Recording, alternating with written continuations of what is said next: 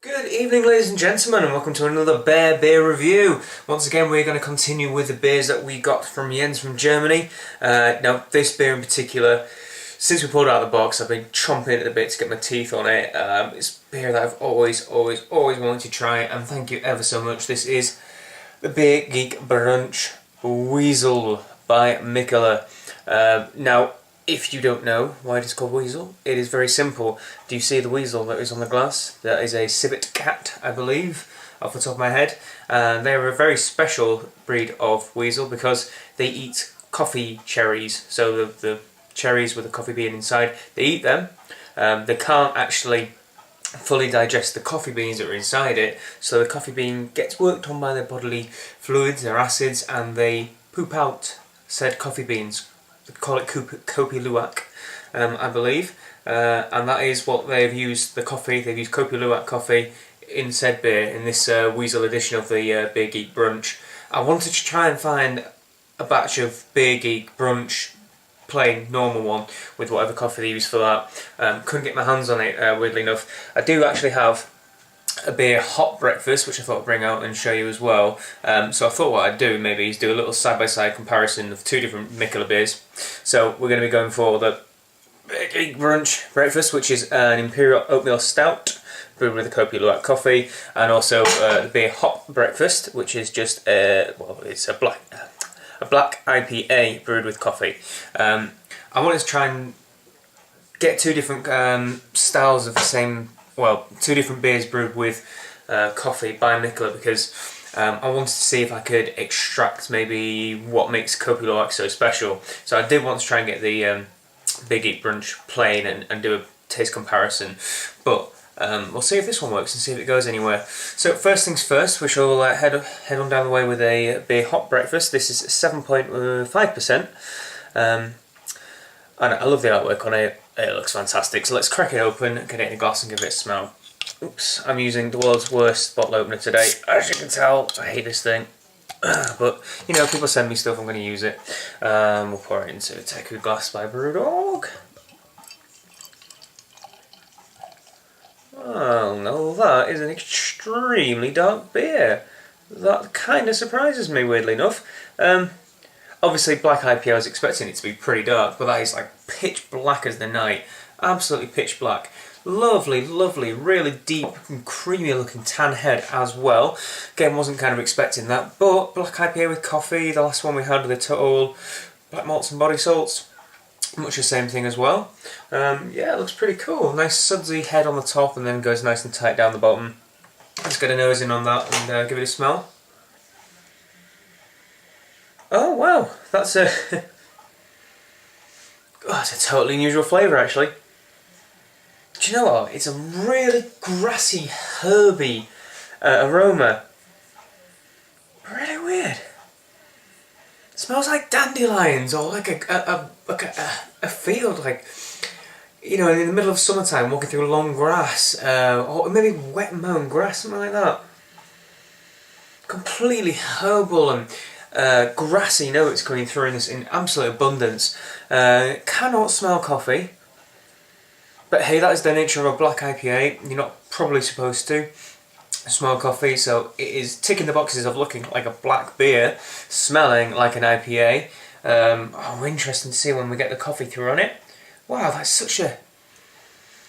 Do you know you normally get like really juicy IPAs, and you've obviously seen me try them on these videos, and I'm like, wow, it's so resinous and dank and citrusy, and especially the ones that we've had from Germany in this set of reviews from Jens Beer Mail. Some of them have had really stupendous amounts of aroma to them. This is another one of those beers, but the aroma is so unusual because it's not a typical citrusy note. If I had to pull something else out of it from nose, I almost say it's quite lemony. Like really, something really sour kind of twinge to it. Certainly interesting, not what I was expecting at all from a black IPA. Really would be interested to see what hops Mikkeller have used in this. I must find it out. Okay, let's get in there. Cheers.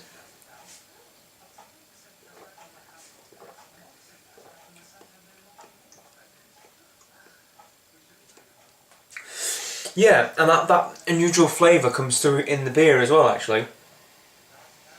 God, it's such a interesting smell. And first things first, you get on the palate those roasted dark malts, which are super accentuated because of, I assume, because of the coffee. So I'm particularly getting a sort of sweet, almost chocolate malty flavour, very kind of residual sugar, you know, whatever's been left over. I get that initially, and then you get a really full-on roast flavour that then transforms into a darker, more kind of charry coffee flavour that waves into a bitterness. And then you get that unusual grassy note. It's kind of a strange flavour. I'm not particularly really used to it. I think when you get grassy hops in beers, you tend to see them in kind of paler lager varieties from Germany. And, you know, you get mini pilsners and things like that, and they're very subdued and play a very, you know, play a back part in an orchestra, shall we say.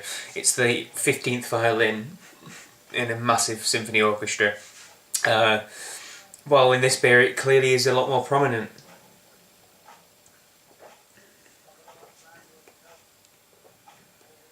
How unusual. Maybe it's kind of white winey as well. Particularly kind of tannic. It's unusual. I quite like it. I do quite like it. As you can probably tell, it's a very complex flavour. It develops and works and ekes and ebbs and flows throughout the flavour profile. And the aftertaste is very much actually of coffee. It is like you've just had a good old cup of joe. And that flavour just continue along the palate, along with a nice residual bitterness. So that is a very, very nice beer, very interesting and very unusual. I'm not sure, I think I prefer those black malts and body salts. There was just something in that beer that was absolutely sublime. And I think the hops in that came through, and they were much more American style hops, probably complemented the flavour a bit more. I'm more used to having sort of those citrusy and orange notes alongside a coffee, because maybe you could have, I don't know, it had more chocolatey flavour to it as well, didn't it? And that kind of came across more, I think chocolate and orange with a bit of coffee works well. The grassy notes in this have kind of thrown me off a bit. Certainly lives up to the name of Black IPA. But I think I'm going to give this a good 8.5 out of 10. The flavours in it is so fantastic. I really want to know what that is. It just tastes like dandelions. Dandelions, it's brilliant in a strange and weird way. It's like having dandelion and burdock. Do you have that around the world? Is it just a weird English thing? I don't know. Cool, right, so that's one down. And interesting to see how the coffee profile comes through in that. So we'll see if anything else is different in when we try and Kopi Luwak. Will be my first taste of Kopi Luwak anyway, of Civet Cat Poo coffee. So who knows what we're going to find? Who knows what we're going to find? Alright, let's crack it on open. Oh, why didn't I bring a bottle opener? There we go. Cool, let's pull this out. Got a big Belgian glass for this to try and get some more, because it's an Imperial Oatmeal Stout. Would prefer to have a bit more of a nose on it. Now look at that, I did do quite a vigorous pour, but there is barely any head going on in there at all. Again, completely pitch black. In fact, if we compare colours, you can see they're pretty much, take a step back, Joe, pretty much identical. The head on the Big Geek Brunch Weasel, God, I've got to get these named right, is the head on that is certainly a little bit darker, a darker tan colour, but very similar in colour and appearance. The head retention is pretty much the same as well. You can see that just a tiny little bit remains in both of them, except this fella here is 11.2%. Sorry, 10.9%, I'm wrong. 10.9%, so it's quite a fair whack stronger than 7.5%. So yeah, and it releases wonderfully as well. Let's get a nose in on it then, and give it a smell and see what we think. Oh.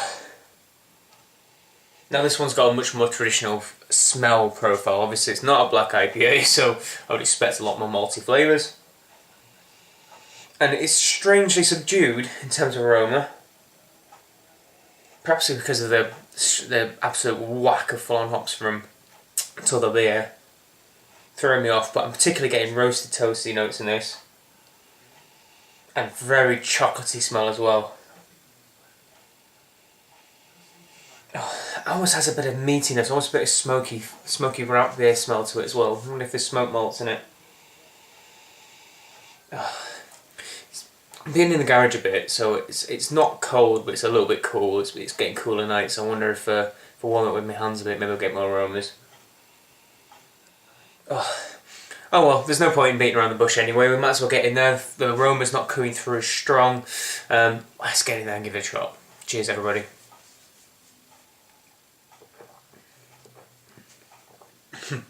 The flavour on the other hand. Oh. It's like getting punched by Mike Tyson. That's amazing. Wow. Yeah, they just went, we don't need an aroma with this, we'll just get people to try it and it'll kill them because it tastes that good. My word, that is strong.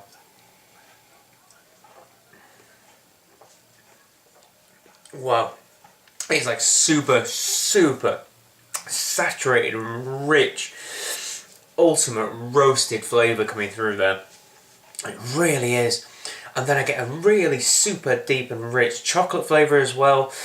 It almost like I got roast at the beginning, then I got super dense and sweet, chocolatey notes.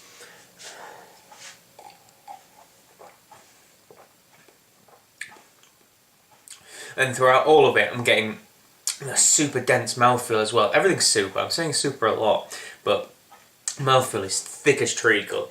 Really is. It's good carbonation as well. I can feel that fizzling across the tongue. There's definitely a good bitterness as well. My tongue's, it's very abrasive bitterness in a good sense. And then there's this like this savoury note.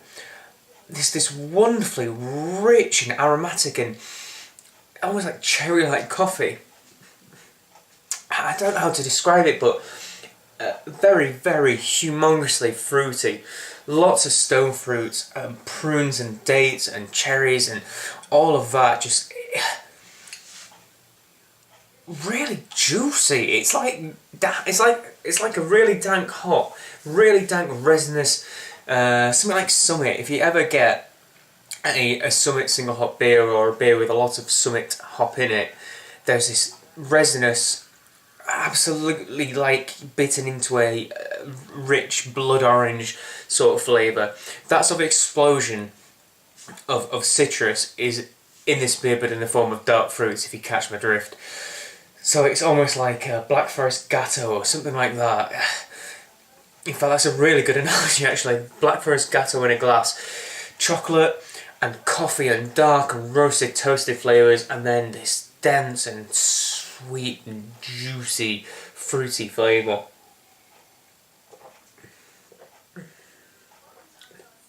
Wowzers, this is magnificent. This really is magnificent. I couldn't tell you how, words alone will not tell you how brilliant this fantastic little beer is. Wow. And I can only assume, I hope I can safely assume that fruity flavour, those really dense and rich kind of fruit cake, Christmas pudding sort of fruity flavours are from this Cope de Luert, this Civet Cat Poo coffee. I'd really want to get my hands on a normal beer Geek Brunch now, just so if I could just remember this flavour profile and try a normal one and see what we get in comparison. So it is interesting. The coffee in, say, the Black IPA, the Beer Hop Breakfast, I keep forgetting the names of these things. In fact, we'll go back to that. Almost plays not a back step, but it's a complementary role to the hops that you get. I'm still getting dandelion. I kind of like it, but it's unusual, and I've never tried it before, and it's weird, but in a good way. It's very much complementary, and it's helping to bring out the blackness in the Black IPA. Well, in this fellow here, you're getting a super dense and rich oatmeal stout, and that'll be, actually, I've completely forgotten it was an oatmeal stout because I was too raving over it, but that'll be why the mouthfeel is so slick and thick, because of the oatmeal adding all that extra protein and like oily, lovely, treacly sort of mouthfeel. In this beer, you are getting the Imperial Stout flavours, and then it is just boosting, absolutely thrusting through all those extra flavours. You know, we always talk about roast and toast and chocolate and dryness and coffee flavours in an Imperial Stout, and sometimes you get a bit of dark fruit in it as well. Well, the coffee seems to have boosted the dark fruit, and obviously the kind of coffee side as well, but more so I'm getting just those, I don't know how to say it, it's like estery. I'd call it a Belgian fruit ester, like Belgian yeast estery, kind of that kind of fruitiness that you get, but in a beer that's clearly an Imperial Stout, and I would assume 10.9%. I assume it wouldn't have been Belgian ale yeast that they've used. But it's blooming gorgeous, really is. This one's a 9.5, absolutely easily. It's blowing me away in how good this beer is. It's blooming gorgeous. So there we are. We've had two reviews of two very different but always kind of same-ish. They're both beers with coffee. Hope you get a different idea of how coffee works, or how Mikkeller have used coffee in their beers, and another example of why Mikkeller are one of the best breweries out there in the world. They are gypsy brewers, remember, so they go brew all over the place, and I believe there's a good set of them now. Used to be the original two. I can't remember the names, but that's their two surnames make up the overall brand name Mikkeller. There's only one of them left now, Mikkel. But they brew these in different places, and so this one, the beer hot breakfast, was brewed at the Aktia Brewery in Norway. You might be able to see on the mark. Maybe not, if it focuses. And the Beer Geek Brunch Weasel was brewed at... Oh no, they're both brewed at the same place, actually, Aktia Brewery in Norway. I've seen them use their Proof Brewery, which I think is in the Netherlands, a few times. So it's the first ones I've had from the Aktia Brewery. Terrible Norwegian pronunciation. I'm usually slightly better. So there we are. Brilliant beers, both of them really fantastic. In particular, if you ever get your hands on this Geek Brunch Weasel, expect fireworks and amazing things to happen, because it is blooming gorgeous. So please comment, like, subscribe, favourite, all the usual things. Tell me what you think if you've ever tried these beers before. Until the next beer review, I'm now going to sit with two quite strong beers and get particularly drunk. Cheers everybody.